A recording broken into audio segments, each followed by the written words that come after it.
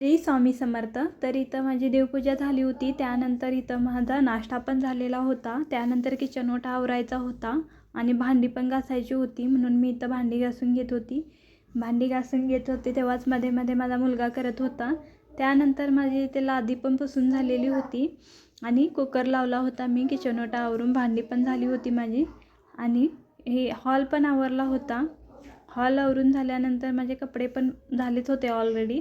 त्यामुळे नंतर मी इथं दळण करायची होती मला नीट.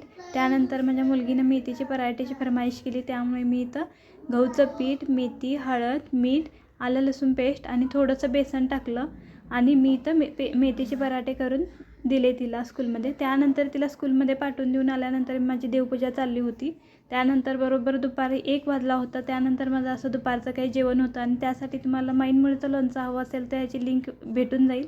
त्यानंतर माझं इथं जेवण चाललेलं होतं. इथं जेवण करून घेत होती मी. त्यानंतर मी थोडा वेळ झोपली आणि नंतर मी फ्रेश होऊन परत 5-5:30ला माझ्या मुलगीला आणायला जाण्यासाठी मी तयार होती. तर नंतर आली मुलगी, सगळं आवरलं. त्याच्यानंतर मला तिचा 8 वाजता अभ्यास घ्यायचा होता आणि आजचा असा दिवस होता. तर व्लॉग कसा वाटला नक्की सांगा आणि लाईक करा, सबस्क्राईब